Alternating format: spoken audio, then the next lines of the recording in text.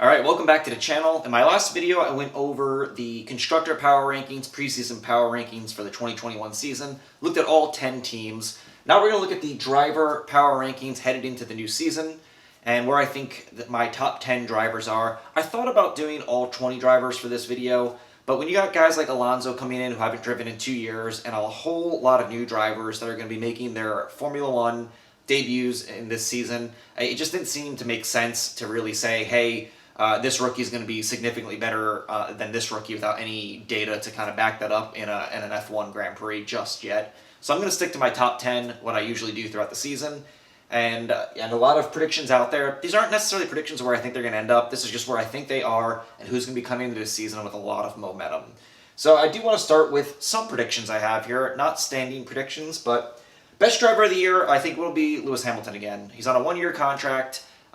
He didn't quite get what he wanted in his contract negotiations, but he's a 7-time champion, won a ton of races last year. I think he'll do the same. I also have him for most wins. Most improved driver of the year for me is going to be Sebastian Vettel. He's on a much better headspace now out of that weird situation with Ferrari. I think Aston Martin Racing is going to be really, really good. I think that they should be as solid as they looked as Racing Point last year. That team wants him there, and I think he's going to bring a lot to it. So I think we're going to see Vettel have a much better season. Biggest disappointment for me, Fernando Alonso is going to come in with a ton of expectations, and I don't think he's going to be there in year one. I really do think it's going to take him a year to get reacclimated to Formula One. He's been messing around in IndyCar and a bunch of other forms of racing for the last 2 seasons. He's Fernando Alonso. He's a really good driver. A little bit older now, but I do think it's going to take some time. Most retirements, Nikita Mazepin. And that's not just a shot at Mazepin, it's a shot at Haas. I could have put Mick Schumacher there as well. Haas had so many retirements last year in such a bad season, and I think they're going to take a step back if you watch my constructor power rankings. So it was kind of a toss-up for me, but I think that Mick Schumacher has a little bit more upside than Mazepin, so I have a feeling he's going to struggle. Nicholas Latifi is another one that had a bunch of retirements last year. Those are kind of the drivers I'm looking at for that one. So let's get started with number 10, and number 10 for me, George Russell. So George Russell had a very interesting season last year. He gets a ride in the Mercedes, almost wins a race, gets his first points of his career doing that. But if we look at where he's going to be racing this year in Williams Racing, he got a lot out of that car. His qualifications improved all season long. He really pushed that car to the next level.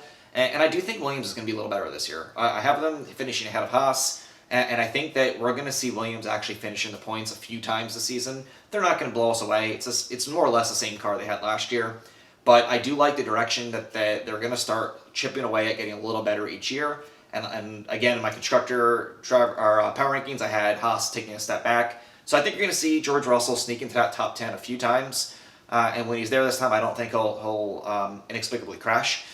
So hopefully he's able to keep it together. I see a lot of momentum for him, and this might be his last year in a Williams before going to Mercedes. But I think we're going to see him finishing the points a few times. And who knows, maybe he has that one race where he sneaks up into like a top 5. Probably a large ask for Williams at this point, but they're headed in that direction. And George Russell has all the talent in the world to bring that car up there. So that's where I have him at number 10. Number 9. McLaren boy, Lando Norris. So Lando had a pretty inconsistent year last year. Fantastic start right out of the gate for him and McLaren in general.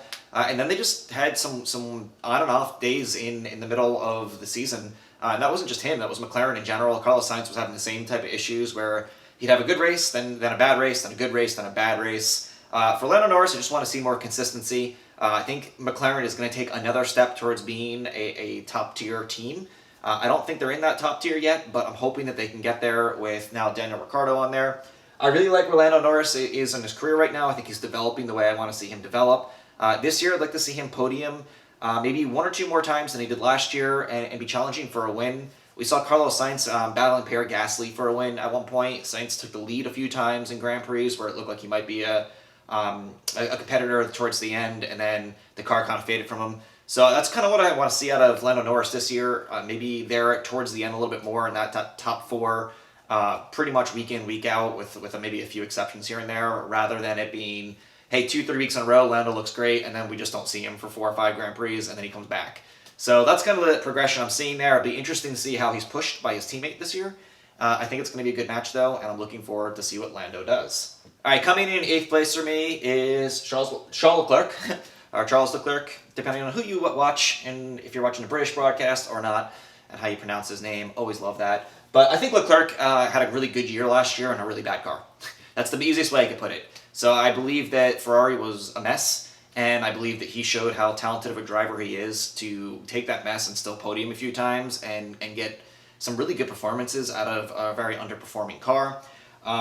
This year's going to be interesting because the focus isn't going to be on Sebastian Vettel's horrible departure from Ferrari and the distraction that was going on there with team drama. He's got Carlos Sainz there, and Sainz isn't coming to Ferrari to be not noticed. He's coming there to push Ferrari, and this is his dream shot, and this is what Carlos Sainz has wanted to do for over a year, is be at Ferrari, and I think he's going to be every single bit as ambitious in that car as Leclerc has been the last 2 years. So, going to be interesting to see what he does there. I think Ferrari will be better this year, as I said in my constructor power ranking video. Not much better, but I think better enough to where he should get a few more podiums than he got last year, and I think that they'll be more in that top 4 to 7 than they were last year, pretty consistently. So I have them going in at 8th. I'm hoping that team drama's gone, and I'm hoping that Ferrari can kind of slowly show us that, hey, by 2022, they're going to be back to where they normally should be. All right, 7th place for me is Valtteri Bottas. So Bottas had the worst luck of anyone in Formula One last year for the most part. Every time it looked like he had an opportunity to make some gains on Hamilton and maybe make this a two-driver race for the championship, everything just seemed to go wrong. And then to add insult to injury, when George Russell was in the Mercedes against him, he pretty much outperformed Bottas the entire day. So Valtteri Bottas has he should have a chip on his shoulder coming into the season. So he had a good start to last year, gets an early win, looks like he's going to bring the battle right to Hamilton, and then it just gets away from him. And by, I wouldn't even say halfway, I would say about like a quarter into the season, we knew Hamilton was going to win the title. And that's not fun for anyone. It's not fun for Hamilton, honestly, either. He wants more of a challenge in that, and the closest competitor should be his teammate. And I think Valtteri Bottas really needs to hone in, focus on that, and figure out how he can get a couple wins to start the season. He frequently does well out-qualifying his teammate, but it's just not enough. And on Sundays, it's he makes that one wrong move in the first 2 laps, Hamilton gets ahead of him, and it's never a race again. So I want to see that improve from him. Because of that, I have him down in 7th. He's going to be in one of the top cars all year again. He's going to win races. He's going to get a bunch of podiums because it's Mercedes, and he's a good enough driver to make the Mercedes good. But this might be his last chance to try and win a championship. I don't know that he's in that car after this season. George Russell is going to get bumped up eventually. We don't know. This is a team that has 2 drivers in Bottas and Hamilton that we don't know where they're going to be in a year or 2 because of the way their contracts are working out, which I think is super interesting. So I'll be watching to see what he does all year. If he has a bad race or 2 out of the gate, though, this season, this could be a miserable season for him and just kind of a, not one that he wants to have. And it's interesting because he's also maybe racing for a seat with another team, right? So it's a good chance he's looking at his next seat down the road. And for him, if he wants to still be competitive, he's got to try and get into a top team, or at least a team that's, in the top 4 or 5 in constructor standings. And if he can't get anywhere near Lewis Hamilton with that equipment, that's probably going to affect his ability to do that. So I'm really interested to see what Valtteri Bottas does this season. I really hope he's got a little more luck on his side because I do think some of it was just bad luck. All right, 6th place going into this season for me is Pierre Gasly. Gasly, one of the stories of the season last year, gets his first career win, totally is vindicated in his spot in Formula One racing, and for an added bonus, made Red Bull look dumb all year long with taking him out of that second seat, which for him is fantastic, but he has become a legitimate top driver in Formula One at this point, and he is now the leader at AlphaTauri, who we heard all last year is now the sister team to Red Bull. They're not just a backup team. And we got Tsunoda coming in as the second driver there, so I think the caliber of second driver in that team is also going up, and I think it's going to be super interesting to see how it's not so much of him proving himself in Formula One now, it's, hey, can you take a team like this that is making improvements? They didn't finish that well in the standings, partially, not Gasly's fault, partially his teammates' fault, but they finished 7th. Can this team become a top 5 team now and start closing that gap each year? And I think that's going to be important to find out what happens to Pierre Gasly's future. Does he stick with the Red Bull organization if he's never going to have a shot at that top team? Or is he going to head off to maybe Renault Alpine somewhere down the road or another team and take advantage of another opportunity. He's secured his place in Formula One. Where he is in a year or two, though, that for me remains to be seen. And I think some of it is, can he make this team be a top 3, top 4 team? Can he make this a team that he can feasibly see himself getting wins consistently? Or is this team still going to always lag behind Red Bull? I think last year, I kind of rolled my eyes when they said, oh, we're a sister team now. But by the end of the year, I said, hey, they made all the steps to close that gap. They haven't closed the gap, but they made that steps that convinced me that maybe they're not just, giving us some wordplay on that. Maybe they really mean that. And if that's the case, that could be a great opportunity for Gasly to be the leader of this team and help lead them into being a top 3, top 4 team every year. We're going to find out. Either way, I think he's in a good spot for this year regardless. I think we're going to see him podium a few times. Maybe it'd be crazy for him to get another win probably this year, but you never know. You really don't. So hopefully Gasly has another good year and continues to impress us. 5th place for me, Danielle Ricciardo. I am so excited to have Ricciardo with McLaren. Always been one of my favorite drivers. When I first got into Formula One, I was kind of a Red Bull fan based on Daniel Ricciardo. I've been watching Formula One for a long time, but when Formula One started becoming the number one motorsport for me that I focused on, Ricciardo was in that Red Bull, impressing me week in and week out. Super excited that he's with the team that I support the most now, with McLaren, and I think that he's going to bring a ton of energy into it. I'm a little worried that it might take him a year to get used to the car. We saw that at Renault. His first year at Renault was kind of forgettable. Their cars were not as good. But I feel like he really took that team, put it on his back, and just brought Renault into the competition last year, getting them 2 of their 3 podiums, and just getting so much out of that car. He looked really, really good. From a Ricciardo fan standpoint, I was almost sad to see him leave that team just because it looked like they were going right up in the right trend there. But I am glad he's over here. I think he's going to help Lando Norris. I think he's going to help the team. And McLaren have been building steam for a couple years of looking like they are 1 or 2 steps away from getting themselves out of that midfield and being a consistent top 4 team. They finished 3rd overall in the standings. Constructor, Ricciardo has a great year. Lando Norris, like I said, had a pretty good start to the year, a pretty good end to the year, not a good middle. I think Ricciardo's in a really good spot right now, and I think in the next year or two, we could see Daniel Ricciardo finally get a win again, and I'm hoping that comes with McLaren very badly. I do think he will get a few podiums this year with McLaren. The only major outlier for me on this one is the Mercedes power unit. If they don't figure it out right and it's not integrated to that car to where where they were last year, I could see them taking a step back that way. I hope that's not the case. It should be a positive gain for McLaren. That's the one thing that I can think of could hold them up, though, is it's just a little bit of a question mark. But either way, I think he's in a great spot, and I'm super excited to see the momentum of Ricciardo with McLaren. Hopefully a few more podiums. Number 5 for me.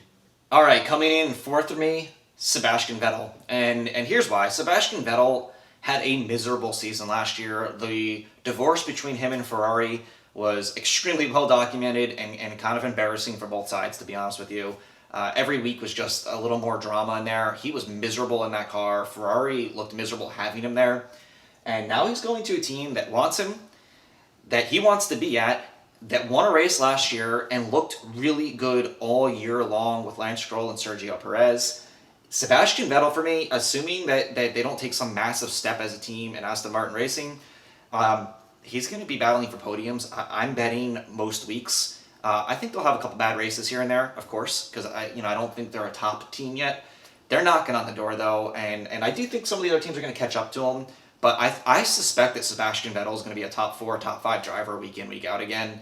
I think you're going to see that smile back on his face, and I think that he's going to put to bed any of the criticism that he had last year of some of his runs. He was checked out, let's be honest here, at Ferrari. He was not focused on what he was doing. He still managed to have a couple good races last year.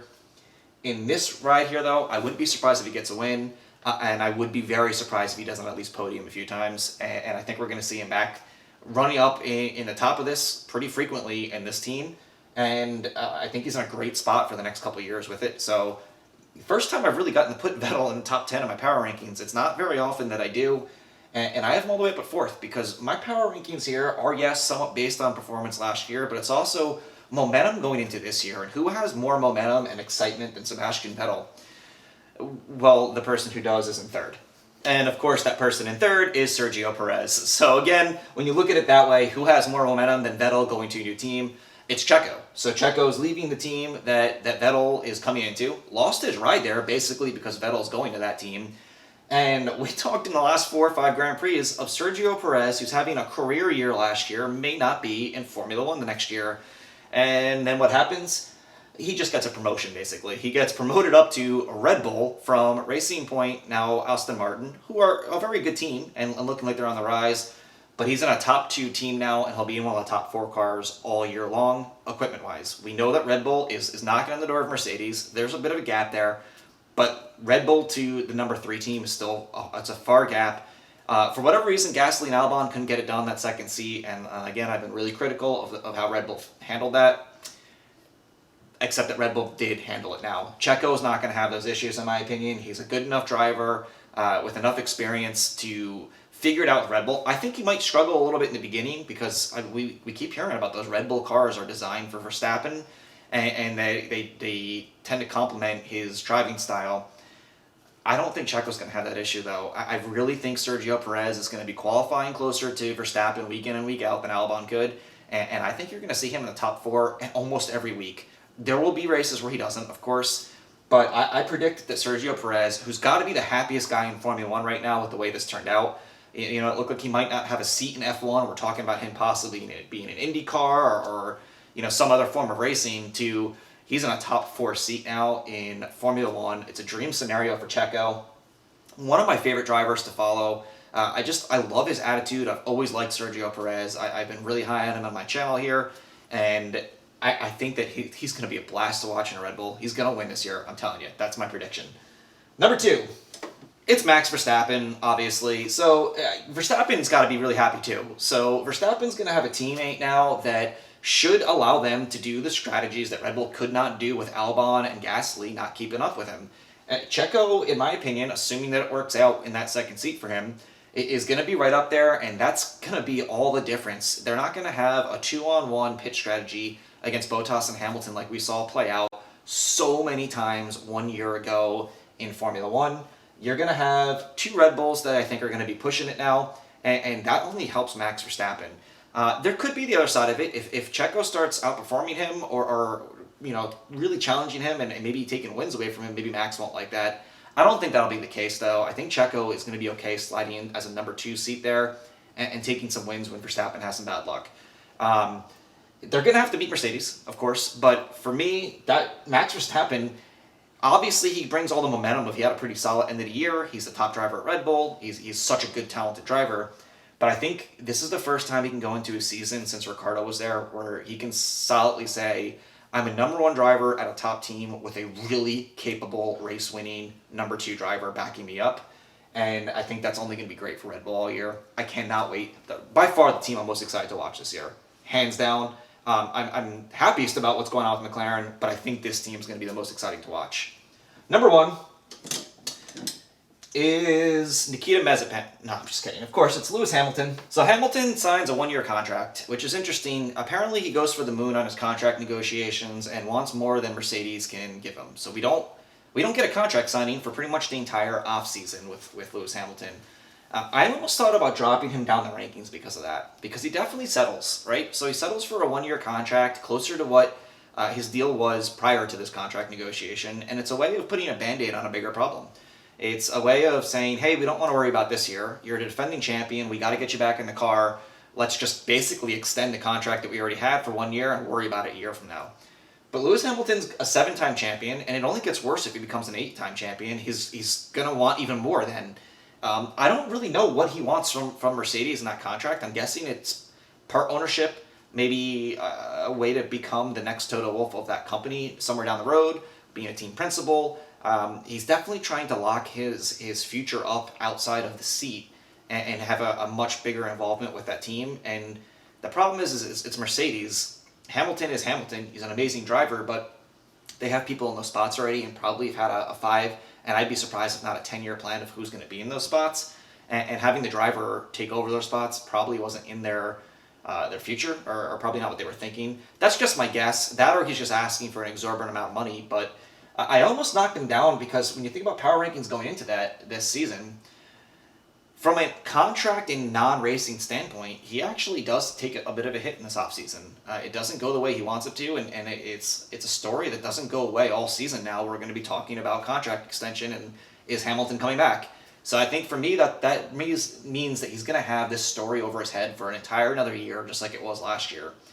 But on the racetrack, he's the best driver, the most wins, leads the most laps, gets the most poles, and he's a 7-time champion, and for that reason, he's still number one on the track, right? Nothing's going to change in that aspect, and he's going to win 8 to 10 races again this year. He's going to break all the records and add to his records that he already has, and so I can't really in good conscience knock him down. But I do think that the extra stuff outside of the seat will be a distraction for him, and does hurt a little bit, but he's still the man to beat. We'll see what happens after the season, but we're going to see where Mercedes is at, but I think we're going to see that they're right up front again. I think it's going to be Mercedes and Red Bull, and I think that Hamilton will probably get rid of any doubts that we have in the first 2 or 3 races where he's just dominant again. So we'll see what happens. If you came across this video and you watched it all the way to the end, first of all, thank you for watching all the way to the end. Second of all, please consider giving me a like and subscribe if you already haven't. And third, thank you, as always, for watching my content, and I will see you in the next video, and I've got a couple good ideas of some videos before the season starts. Once the season starts, I'll be posting probably 3 to 4 times a week again, like I was last year. The off-season, I focused on some personal things, my job, some other stuff, so I've been posting way less frequently. Now that the season and the news are starting to come out and churn a little bit more, I'll be doing the same, creating content. So if you like it, give a subscribe, and I will gladly chat with you in the comments about whatever you want to talk about. See you in the next video.